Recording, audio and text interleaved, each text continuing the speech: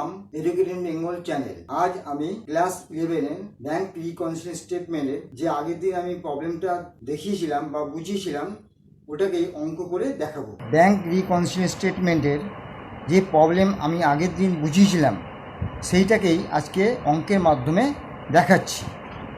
প্রথমে এই প্রবলেমের ছিল the bank balance as per cash book as on 31st March 2020 was rupees 17,000, অর্থাৎ পাসবুকের আমাদের ক্যাশ বুকের 17,100 টাকা ব্যালেন্স দেখাচ্ছিল, কিন্তু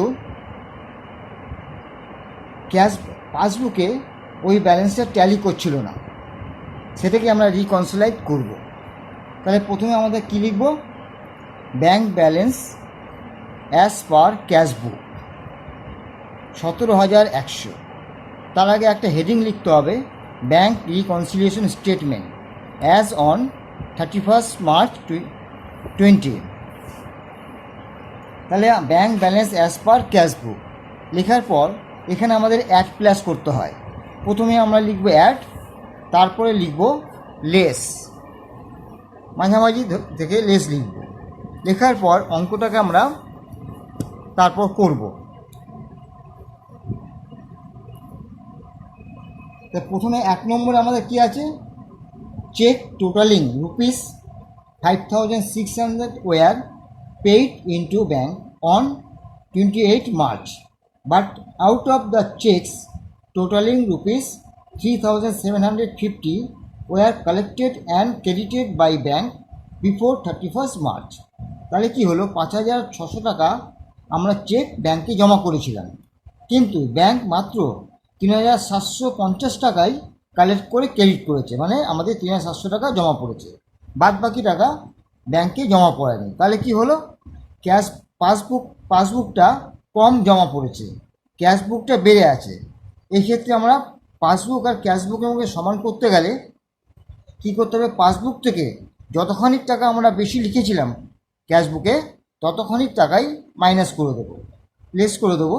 তাহলে 5,600 থেকে 3,750 টাকা মাইনাস করে আমাদের 1,850 টাকা হবে। তাহলে আমরা কী লিখবো? এটা check paid in but not collected.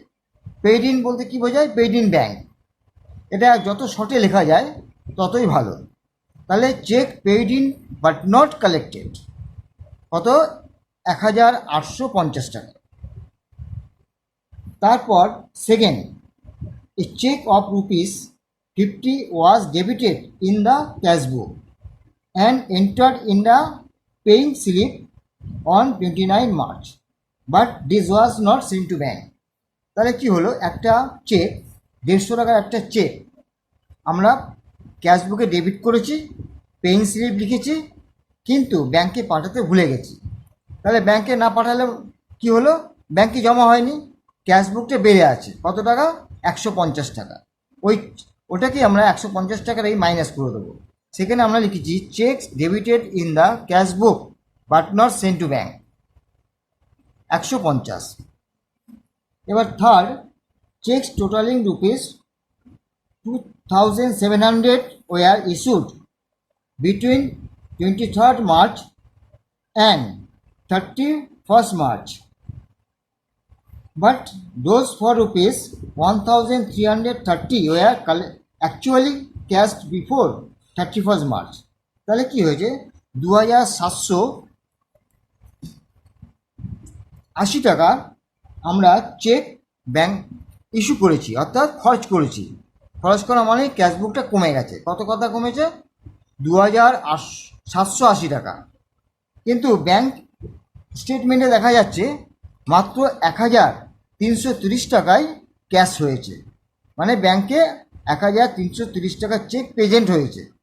তাই আমরা লিখেছি checks issued but not present. তাহলে 2,780 থেকে 1,330 টাকা মাইনাস করে 1,450 টাকা আমরা অ্যাড করে দেবো। কেন? 2,780 টাকা আমরা মাইনাস করেছিলাম ক্যাশবুক থেকে, কিন্তু ব্যাংক থেকে মাত্র 1,330 টাকা মাইনাস করা হয়েছে। তার মানে 1,450 টাকা ক্যাশবুকে আমরা বেশি খরচা দেখিয়েছি, মানে ক্যাশবুকটা 1450 টাকা কম হয়ে আছে। তখন সেই ক্ষেত্রে আমরা অ্যাড করলে পাসবুক আর ক্যাশবুকের মধ্যে সমান হয়ে যাবে।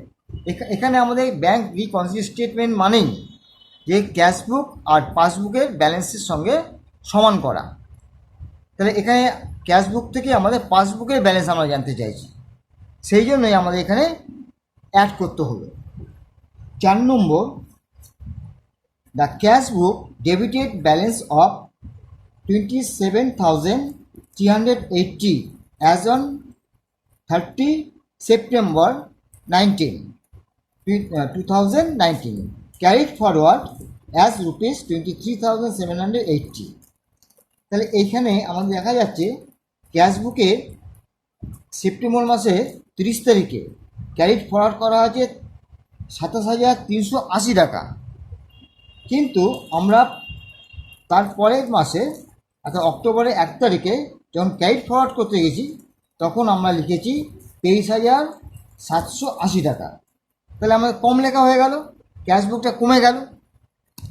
ক্যাশবুক কমে যাওয়ার জন্যই, কিন্তু পাসবুকে তো এটা কোনো এফেক্ট করবে না, কেননা পাসবুকে এটা আমাদের বেশি থাকবে। সেই জন্য পাসবুক ক্যাশবুকের সঙ্গে ভ্রমণ করতে গেলে আমাদের যতখানি কম আমরা লিখেছি ততখানি মাইনাস করে দেবো। 7,380 থেকে 23,780 টাকা মাইনাস করে 3,600 টাকা পাওয়া যায়। এই 3,600 টাকাই ক্যাশবুকে কম লেখা হয়েছে। এই 3,600 টাকা অ্যাড করলে পাসবুক আর ক্যাশবুকের মধ্যে সমান হয়ে যাবে। এরপর 5 নম্বর, a bill of rupees 500 was discounting was the bank for 470, but it was entered in the cashbook without deducting the discounting charge। 500 টাকার একটা বিল ডিসকাউন্টের জন্য ব্যাংকে পাঠানো হয়েছিল। ব্যাংক কী করেছে, 470 টাকা আমাদের ডিসকাউন্ট কেটে জমা করে দিয়েছে। আর আমাদের ক্যাশবুক আমরা কী করেছি, 500 টাকাই আমরা পুরো বিলের টাকায় লিখে দিয়েছি, অর্থাৎ 500 টাকা আমরা ডেবিট করা আছে, কিন্তু ডিসকাউন্ট কাটা নেই, ডিসকাউন্টটা আমরা ডিডাক্ট করিনি। সেই জন্য এখন ডিসকাউন্টে ডিডাক্ট করতে গেলে আমাদের মাইনাস করতে হবে। কেন, 500 টাকা লেখাতে কী হয়েছে, 30 টাকা বেশি লেখা হয়ে গেছে। সেই ক্ষেত্রে আমরা কি করব, discounting bills discounting charge not deducted from face value 30 টাকা। এবার 6 নম্বর, bank allowed rupees 617 as interest on deposit but did not enter in the cashbook. তাহলে 617 টাকার ইন্টারেস্ট ব্যাংক আমাদের ডিপোজিটের উপর আমাদের ক্রেডিট করেছে, অর্থাৎ জমা করে দিয়েছে, কিন্তু ক্যাশবুকে এটা লেখা নেই। তখন তাহলে ক্যাশবুক কম আছে, সেই ক্ষেত্রে ক্যাশবুকের সঙ্গে আমরা অ্যাড করে দেবো। এবার bank interest not entered in the cashbook 617 টাকা, এটা অ্যাড করব। এরপর 7 নম্বর অঙ্কের মধ্যে 7 নম্বর যে আইটেমটা আছে ওখানে বলছে, a deposit of 300 into bank by customer on 28 March remained unrecorded in the cashbook. অর্থাৎ একটা কাস্টমার, আমাদের এক কাস্টমার ব্যাংকে ডাইরেক্টলি 300 টাকা জমা করে দিয়েছে, আমাদের ক্যাশবুকে রেকর্ড করায়নি। তাহলে কী হলো, ক্যাশবুকটা 300 টাকা কম, তাহলে এই ক্ষেত্রেও আমরা 300 টাকা অ্যাড করে দেবো। কী লিখবো, customers deposit not entered in the cashbook 300। তারপরে 8 নম্বর আইটেমে আছে, the bank sold A debit of rupees 137 in the bank statement in respect of a check issued and cashed of rupees 173। ব্যাংকে দেখা যাচ্ছে 137 টাকা একটা ডেবিট করা আছে, কিন্তু ক্যাশবুকে দেখা যাচ্ছে 173 টাকা ওটা ক্যাশ করা আছে। তার মানে কি হলো, একটা আমরা খরচ ছিল, সেই খরচটা 173 টাকা, ব্যাংক কী করেছে 137 টাকা আমাদের থেকে কেটে নিয়েছে, মানে ডেবিট করেছে। তাহলে কি হলো, 36 টাকা ব্যাংক কম লিখেছে। তাহলে এই 36 টাকা ব্যাংক আমাদের তোমার কম লেখা আছে, ঠিক আছে, কম লেখার জন্যই ক্যাশবুকটা আমাদের কমে গেছে আর পাসবুকটা বেড়ে গেছে। সেই জন্য আমরা কি করলাম, যে খরচা যেহেতু কম লিখেছে, তাহলে পরে ব্যাংক যখন খরচা কম লিখেছে তাহলে ওদের 36 টাকা বেশি লেখা আছে, ক্যাশবুক খরচা বেশি লেখা আছে, 36 টাকা কম ব্যালেন্স রয়েছে। সেই জন্য bank balance cash balance add সমান করার জন্য আমরা 36 টাকা অ্যাড করে দিলাম। এখানে কী লিখবো, under charge by the bank respect a check issued and cashed 173 থেকে 137 টাকা মাইনাস করলে 36 টাকা হয়।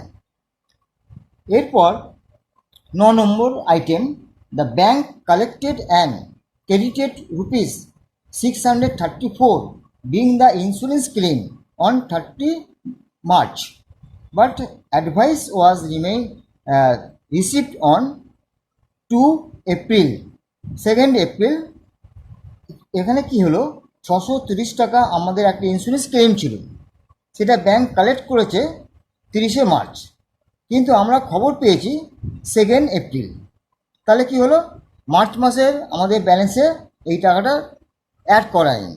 তাহলে মার্চ মাসের, যেহেতু মার্চ মাসে এটা ব্যাংক স্টেটমেন্টে মার্চ মাসে আসে, তাহলে আমাদের ক্যাশবুকে মার্চ মাসেই থাকা দরকার। সেই ক্ষেত্রে আমাদের যেহেতু ক্লেম হয়েছিল, তাহলে মানে কালেক্ট করেছে ব্যাংক, কালেক্ট করে ক্রেডিট করেছে, মানে আমাদের টাকা বাড়িয়ে দিয়েছে, তাহলে পাসবুকটা বেশি আছে। সেই বেশি থাকার জন্যই আমাদের ক্যাশবুকের সঙ্গে সমান করার জন্য ক্যাশবুকে আমরা অ্যাড করে দেবো কত টাকা, ওই 634 টাকা। কী লিখতে হবে, insurance claim not entered in the cashbook, এইভাবে শর্টে লিখতে হবে, পুরো আমাদের না লিখলেও চলবে। এরপর 10 নম্বর item, a item of expenses of ₹25 paid by check in February 20 was debited in the cash book। কী হয়েছে, ফেব্রুয়ারি মাসে আমাদের একটা 25 টাকা চেক কেটেছিলাম খরচ হিসাবে, কিন্তু সেটা খরচা না লিখে আমরা ভুল করে ক্যাশবুকে ডেবিট দিকে লিখে দিয়েছি। তাহলে ডেবিট দিকে 25 টাকা লেখা মানে খরচার জায়গায়, তাহলে ক্যাশবুক 50 টাকা বেড়ে গেছে, ডবল হয়ে গেছে। তাহলে এই 50 টাকা বেড়ে গেছে, সেই জন্য আমাদের কী করতে হবে, এই 50 টাকা মাইনাস করে দেবে ক্যাশবুক থেকে, তাহলে পাসবুকের সঙ্গে মিলে যাবে। তাহলে কী লিখবো, expenses wrongly debited in the cashbook 25 × 2 ₹50, অর্থাৎ 50 টাকা। তাহলে এই হচ্ছে আমাদের অঙ্কটা। আমাদের 10টাই আইটেম ছিল। এই 10টা আইটেম করার পর প্রথমে আমরা যাব অ্যাডের দিকে। যেগুলো আমরা অ্যাড করেছিলাম সেই অ্যাডগুলো পরপর যতক্ষণ অ্যাড আছে সবগুলো আমরা ক্যালকুলেটারে যোগ করব। যোগ করার পর যত টাকা হবে সেটা এখানে এইভাবে একটা দাগ দেবো আমরা, দিয়ে এই ওপরে যতখানি যোগ করে পেলাম সেই যোগফলটা এখানে লিখব। যোগ করে আমরা 6,637 টাকা পেয়েছি। তারপরে ক্যাশবুকে যে ব্যালেন্স আছে 17,100, সেই 17,100 এই 6,637 টাকাও যোগ করব। যোগ করে আমরা পেলাম 23,737 টাকা। এটা করার পর আমরা লেসের দিকে চলে আসব। লেসে যতগুলো আইটেম আমরা লেস করেছিলাম সেই আইটেমগুলোকেও আমরা ক্যালকুলেটরে যোগ করব। যোগ করার পর যে যোগফল বেরোবে সেই যোগফলটাও সেম আগের মতোই এইভাবে আমরা একটা দাগ দেবো। দাগ দেওয়ার পর সেই দাগের ওপরে আউটার কলামের ওপরে 2,192 টাকা যোগ করে পেয়েছি, ওটা লিখে দেবো। লেখার পর ওই যতখানি অ্যাড ছিল 23,737 টাকা, তার থেকে লেস যে যোগফল পেয়েছি মাইনাস করব। মাইনাস করে যেটা পেলাম সেটাই হচ্ছে আমাদের পাসবুকের ব্যালেন্স বা ব্যাংক স্টেটমেন্ট ব্যালেন্স। কত মাইনাস করে কত পেয়েছি, 21,545 টাকা। এইভাবে আমরা ব্যাংক রিকনসিলিয়েশন স্টেটমেন্টের অঙ্কগুলো করব। Bank balance, bank reconciliation statement কোনো তোমার অ্যাকাউন্টস না, এটা হচ্ছে একটা স্টেটমেন্ট, বিবরণী, অর্থাৎ ব্যাংক এবং ক্যাশবুকের মধ্যে মেলানো। এটা কোনো সেই জন্য এটাকে আমরা স্টেটমেন্ট বলি। এবার এই অঙ্কটা তোমাদের দেখার পর যদি তোমরা কেউ কিছু কোনো আইটেম বুঝতে পারলে না, তখন আমাকে কমেন্টস করবে। কমেন্টস করলে আমি পরবর্তী কোনো ক্লাসে সেই কমেন্টসের উত্তর দেব। আর এই ভিডিওটা দেখার পর তোমাদের যদি ভালো লাগে লাইক করবে, শেয়ার করবে, সাবস্ক্রাইব করবে।